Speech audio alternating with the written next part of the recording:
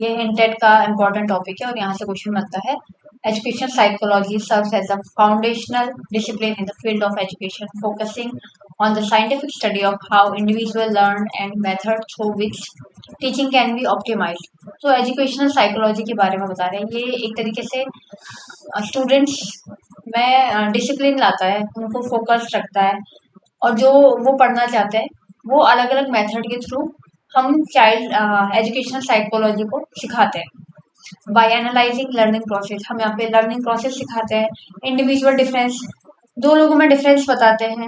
Developmental stages के through हम चीज़ों को सिखाते हैं। This field provide educator with a tool to adapt to diverse learner to enhance overall educational experience. तो यहाँ पे बच्चों को एजुकेशनल एक्सपीरियंस ही सिखाया जाता है। कोर कॉन्सेप्ट और डिसिप्लिन क्या है इसमें? एजुकेशनल साइकोलॉजी एक्सप्लोर करती है इंटरसेक्शन साइकोलॉजिकल प्रिंसिपल में और इंस्ट्रक्शनल प्रैक्टिसेस में। और यहाँ पे कुछ सेवरल कीज एरिया है लर्निंग थ्योरीज। सबसे पहले इन्वेस्टिगेटिंग बिहेवियर, तो हमें बच्चों का बिहेवियर भी हमें देखना है, कॉग्निटिव देखना है, सोशल अप्रोच वो किस तरीके से रखते हैं, अपनी बात को, अपने नॉलेज को वो किस तरीके से रखते हैं, ये हमें देखना है। डेवलपमेंटल स्टेज में हमें बच्चों की मेंटल हेल्थ को एग्जामिन करना है कि वो किस तरीके के मेंटल एटीट्यूड वाले हैं, वो इमोशनली वीक तो नहीं है, इमोशनली वो किस तरीके के हैं, इमोशनली स्ट्रांग है, ये सारी चीजें। Social growth of learner over time, और ये भी देखना है कि वो टाइम के साथ क्या क्या चीज उन्होंने सीखी है।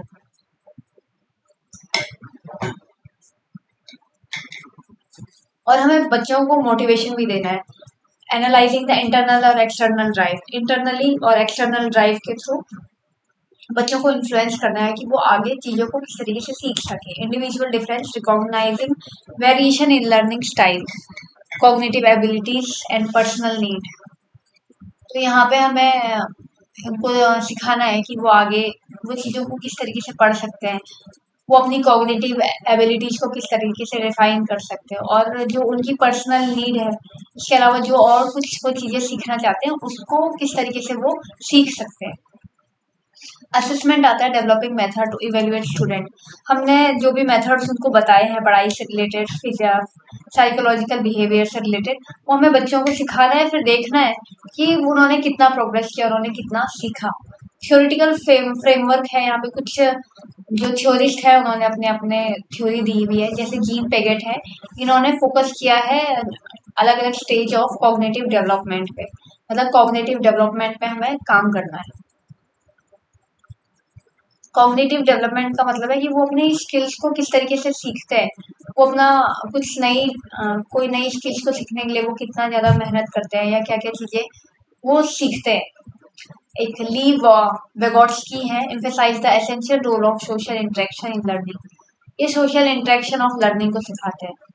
बी एफ स्किनर है, concentrated on behaviourism and the power of री, ये बिहेवियरिज्म में कंसंट्रेट करते हैं और री में भी कंसंट्रेट करते हैं ताकि बच्चे वो सारी चीज़ें सीखें।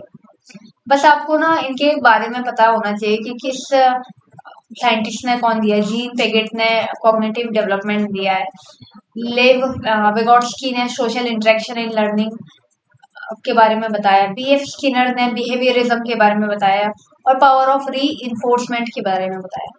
अब यहाँ पे कॉग्निटिव और ब्रेन डेवलपमेंट के बारे में बता रहे हैं। कॉग्निटिव डेवलपमेंट एक तरीके की प्रोसेस है जहाँ पे हम मेंटल स्किल को इम्प्रूव करते हैं, मेमोरी से, थिंकिंग से और प्रॉब्लम सॉल्विंग से।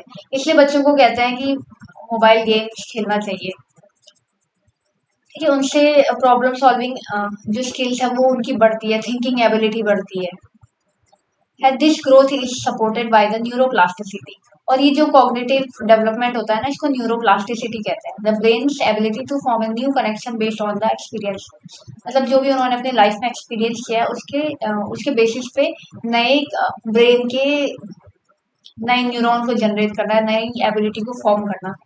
पेगेट्स स्टेजेस ऑफ कॉग्निटिव डेवलपमेंट, पेगेट्स ने 4 स्टेजेस बता रखी है यहाँ पे कॉग्निटिव डेवलपमेंट को बनाने के लिए, ठीक है। पेगेट्स ने कॉग्निटिव डेवलपमेंट बता रखा है, यह अभी रिसेंटली हमने देखा था, और इन्होंने 4 स्टेजेस बता रखी है, जिसमें आता है सेंसरियो मोटर, ये 0 to 2 ईयर के बच्चों में मिलता है।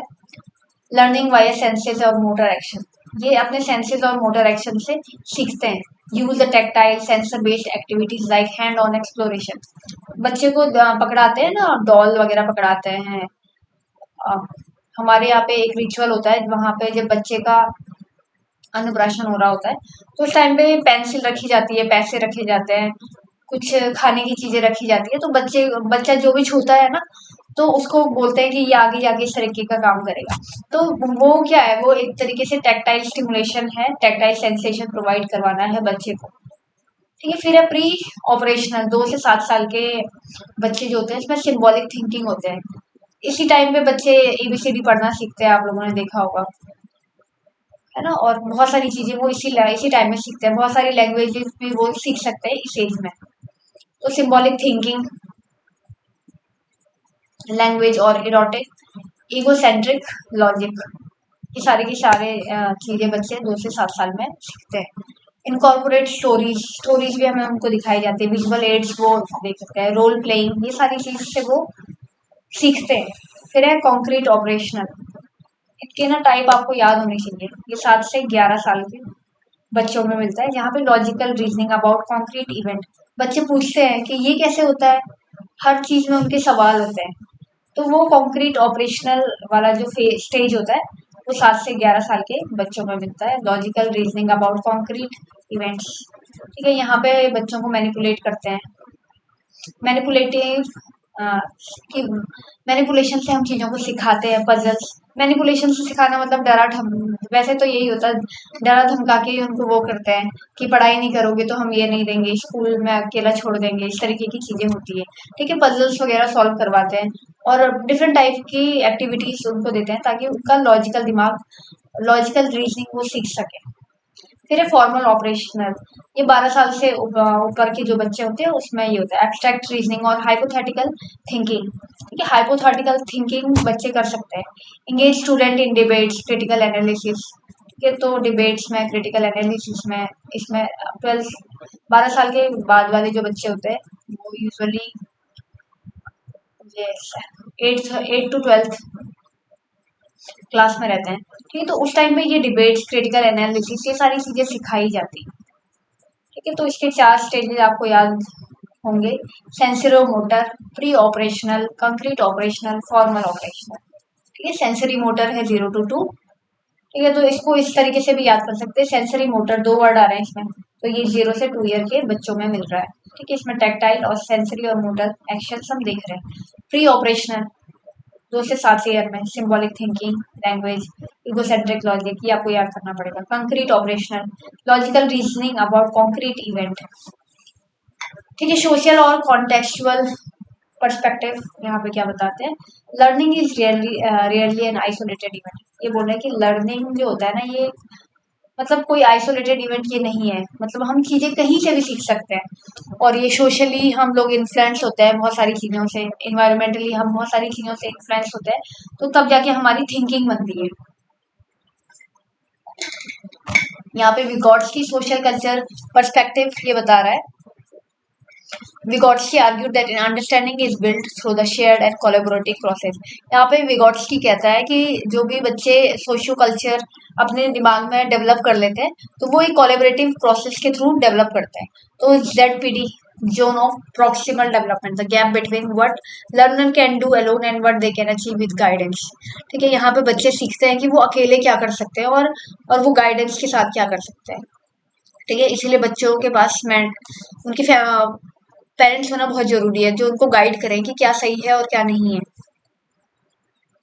ठीक है, पर आजकल के बच्चे बहुत ही स्मार्ट हो गए हैं, वो सब कुछ सोशल मीडिया से देखते हैं, चैट जीपीटी से वो पूछते हैं, तो चैट जीपीटी उनको गाइड कर रहा होता है कि क्या चीज़ उनको करना चाहिए या नहीं करना चाहिए।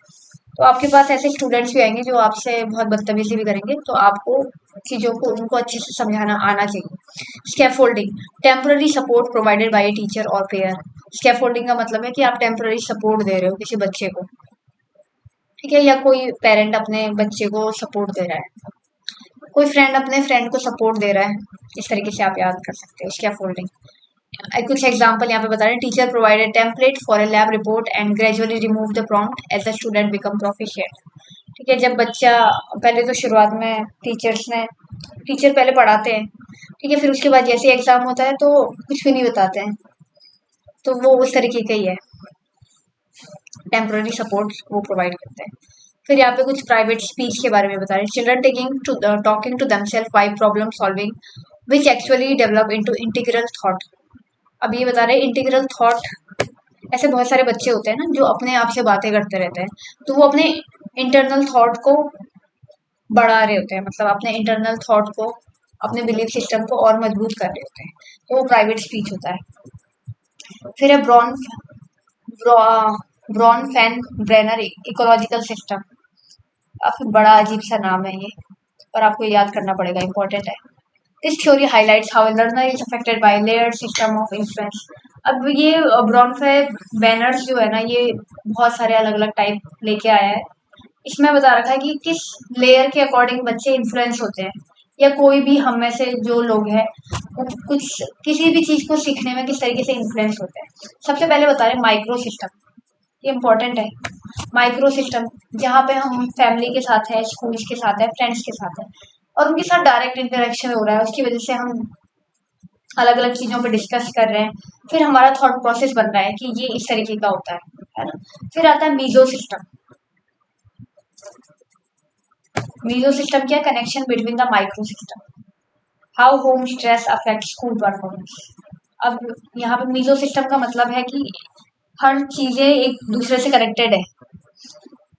अगर फैमिली में झगड़े हो रहे हैं तो बच्चे की स्कूल की परफॉर्मेंस में असर पड़ता है ना, वो फोकस नहीं कर पाते हैं। मूवीज में भी आपने देखा होगा ऐसे, घर में मम्मी पापा झगड़ते रहते हैं और उनके बच्चे नहीं पढ़ पाते हैं। पर कभी कभी चीजें उल्टी भी होती है कि किसी की फैमिली में बहुत लड़ाई झगड़े होते हैं और बच्चा बहुत अच्छा होता है पढ़ाई में। वो डिफरेंट डिफरेंट माइंड की सिचुएशंस है। फिर कनेक्शन बिटवीन माइक्रो सिस्टम, आपको मीजो सिस्टम से ये याद रखना है, कनेक्शन बिटवीन माइक्रो सिस्टम। फिर है एक्सो सिस्टम, एक्सटर्नल इन्वायरमेंट, कि पेरेंट का वर्क प्लेस कैसा है, पेरेंट जहाँ जिस ऑफिस में वो जा रहे हैं वहाँ का माहौल कैसा है, और जैसा वहाँ का माहौल होगा तो वो चीज, वो थॉट प्रोसेस वो घर पे भी लेके आएंगे, फिर वो घर घर वाली प्रॉब्लम बच्चों के पास भी जाएगी, तो वो मीजो सिस्टम में आ जाएगा। ठीक है, एक्सो सिस्टम एक्सटर्नल इन्वायरमेंट, ये आपको याद रखना है, एक्सो सिस्टम एक्सटर्नल इन्वायरमेंट।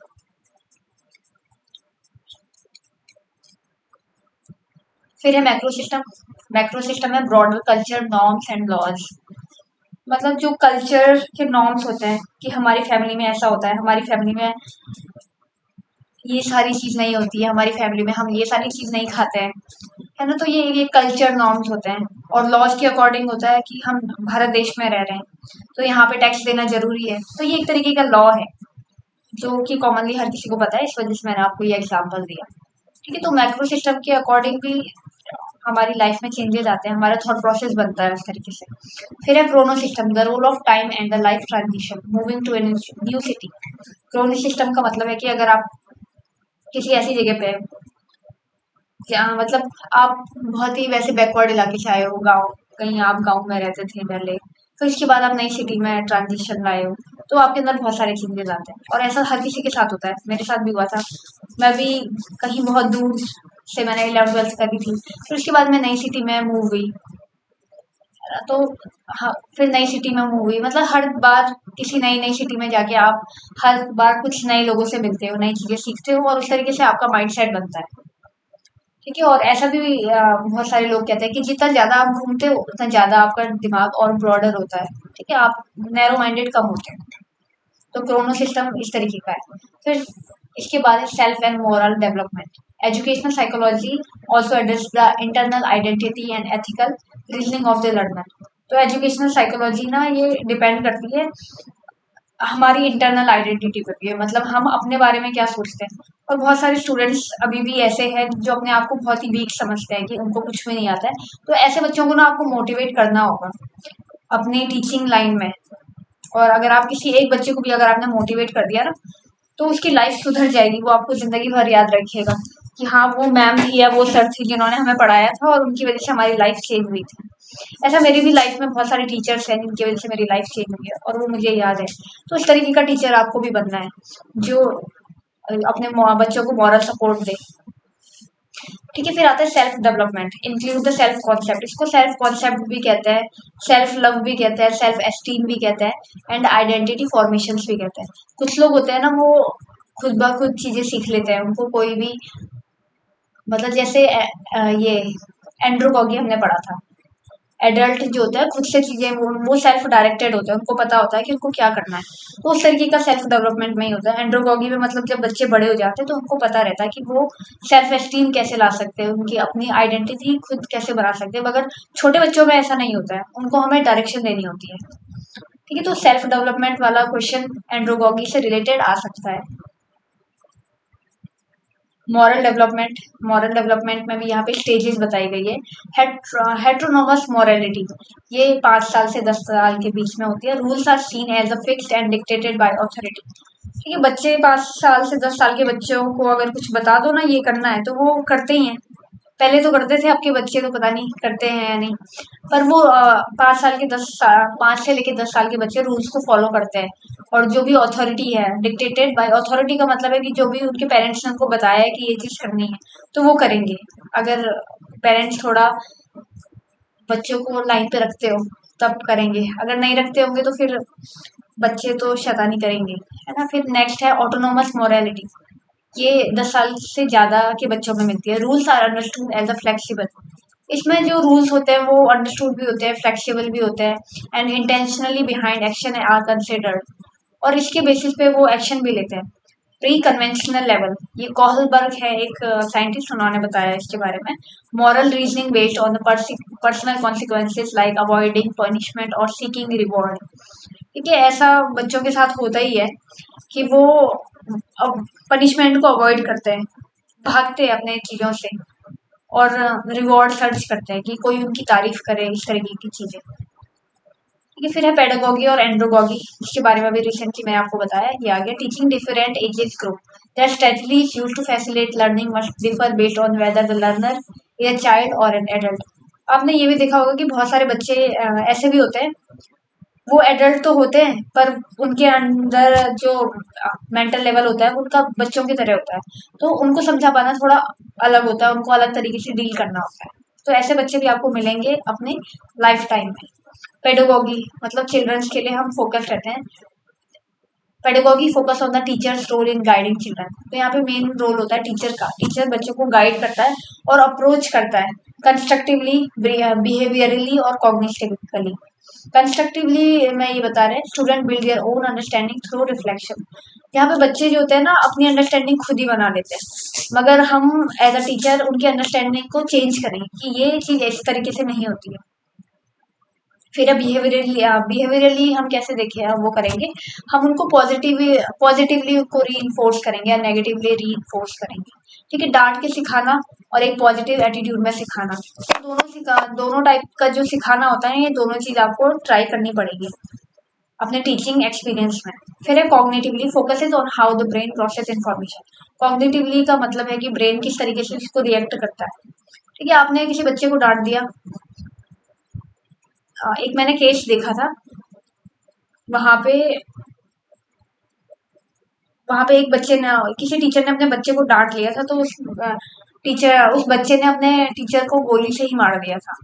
तो ऐसा भी आपको देखना है कि कौन बच्चा किस तरीके का है, क्योंकि ऐसा होता है। अब यहाँ इतना ज्यादा तो होता नहीं है, अब तो भारत सरकार ने काफी अच्छा वो कर लिया, पर फिर भी आपको चीजों को इस तरीके से देखना है, पहले बच्चे का बिहेवियर पैटर्न चेक करना है ना। कभी ऐसा होता है कि हम टीचर्स जो होते हैं बच्चों को बहुत वो करते हैं कि नहीं, ये हम बच्चे को मोटिवेट कर रहे हैं और इसको इस तरीके से बनना चाहिए, किसी पे थोपना नहीं है कुछ भी आपको, है ना। तो पॉजिटिव और नेगेटिवली सब कुछ देख के आपको इस तरीके से चीजों को करना है। फिर आता है एंड्रोगोगी और adult. Andragogy address specific needs of adult learners who are often self directed and goal oriented. अब एंड्रोगोगी में ये होता है, जो एडल्ट होते हैं ना वो सेल्फ सेंटर्ड होते हैं या सेल्फ डायरेक्टेड होते हैं, उनको पता रहता है कि उनको आगे क्या करना है।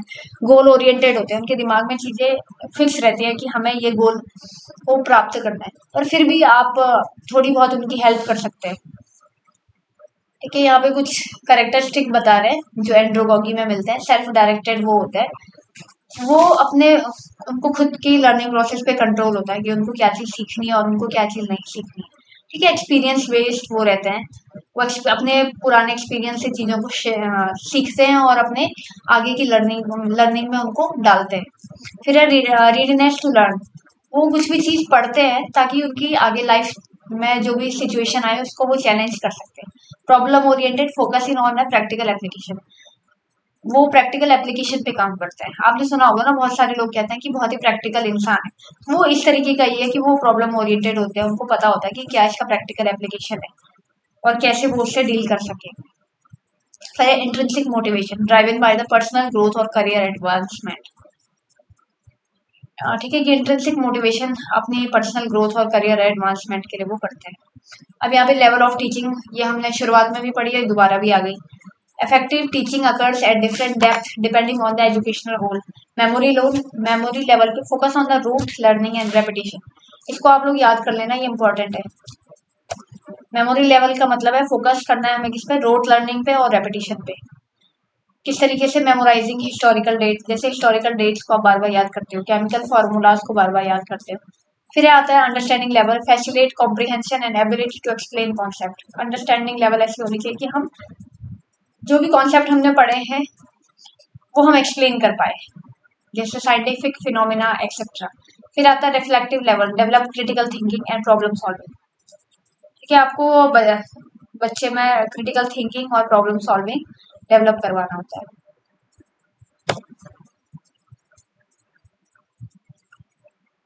एग्जाम्पल में बता रखे हैं, analysing real world social issue and proposing solutions.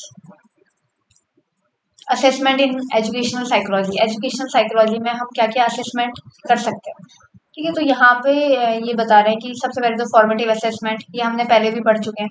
Formative assessment में हम उनको कुछ क्विज वगैरह दे सकते हैं, एक्टिविटीज दे सकते हैं, यहाँ पे सेमिनार वगैरह उनके करवा सकते हैं, है ना, कोई क्वेश्चन आंसर डिबेट कर सकते हैं। समेटिव असेसमेंट में फाइनल एवेल्युएशन करना है, फाइनल एग्जाम। समेटिव असेसमेंट, वो कहते हैं ना कि समराइज करो, तो समराइज का मतलब है कि अब फाइनल एग्जाम करना है, फाइनल करना है इसको, इस टॉपिक को। क्राइटेरियन रेफर्ड में है measuring student performance against a set of standard, ये भी हमने पढ़ा था पिछले लेक्चर्स में, आप लोग देख लीजिएगा। Norm reference comparing student performance on their to their peers, मतलब नॉर्म रेफरेंस का मतलब भी हमने पढ़ा था। आप लोग पिछले लेक्चर भी एक बार जाके देख लीजिएगा, इम्पोर्टेंट है, वो जरूर पढ़ना। अगर आप पिछला नहीं पढ़ोगे ना तो आपको आगे कभी समझ में नहीं आएगा। तो हर एक चैप्टर, अब ये लास्ट ही चैप्टर है, इसके बाद 2 लेक्चर और रहते हैं, फिर ये खत्म हो जाएगा। ठीक है, तो क्राइटेरियन में हमने देखा कि था कि स्टूडेंट के ग्रुप, नहीं, क्राइटेरियन में हमने ये देखा था कि जो इंस्टीट्यूशन ने एक स्टैंडर्ड बना रखा है, तो बच्चे का परफॉर्मेंस वहां तक होना चाहिए कि वो उस लेवल तक की चीजों को कवर अप कर पा रहा है। ठीक है, नॉर्म रेफरेंस हमने देखा था कि बच्चे मतलब क्लास के ग्रुप के साथ हमें उसका कंपैरिजन करना है कि क्लास में ये बच्चा इस तरीके का आंसर दे पा रहा है तो दूसरा बच्चा भी इस तरीके का आंसर दे पाएगा। अब यहाँ पे कुछ एमसीक्यूज हैं, कितने हैं टोटल, 10 है, इसको कर लेते हैं। What are the level of teaching focuses primarily on the rote learning and the retrieval of the information? इसका आंसर 1 का है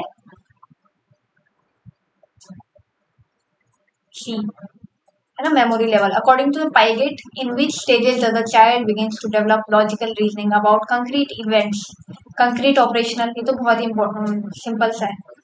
व्हाट इज द टर्म, इसके आंसर में यहीं पे वो कर लेते हैं।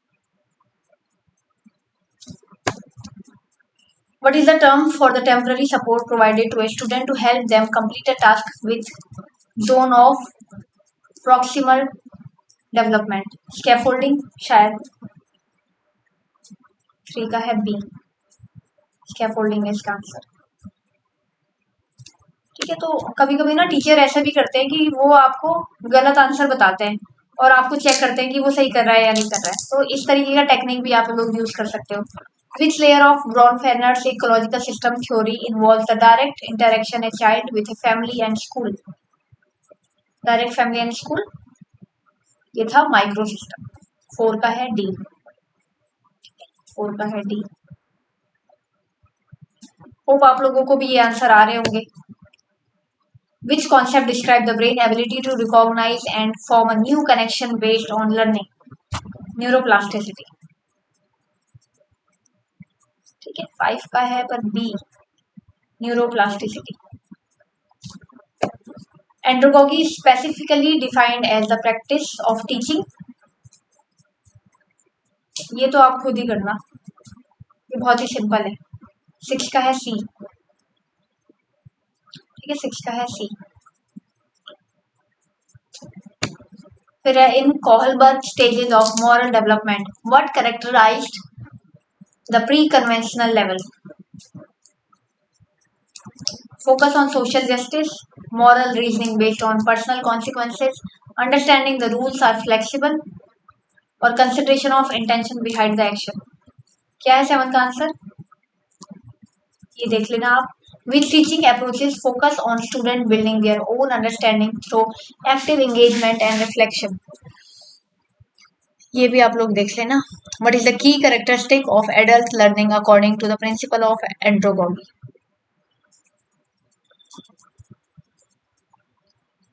Which type of assessment is conducted at the end of learning? Period of overall achievement। ये हमने बहुत बार किया है, ये क्वेश्चन दोबारा आया हुआ है तो आप लोग देख लीजिएगा इसका क्या आंसर है। ठीक है, मिलते हैं नेक्स्ट लेक्चर में। वैसे इसके और भी बुक्स हैं जहाँ पे बहुत ही ज्यादा डिटेलिंग में बता रखी है। ये बेसिक है, इतना ही आएगा एग्जाम में और आप लोग कर लोगे, है ना। कमेंट जरूर करना कि आपको ये क्लासेस कैसी लग रही है। तो हम नेक्स्ट कोई दूसरा टॉपिक स्टार्ट करेंगे। Thank you.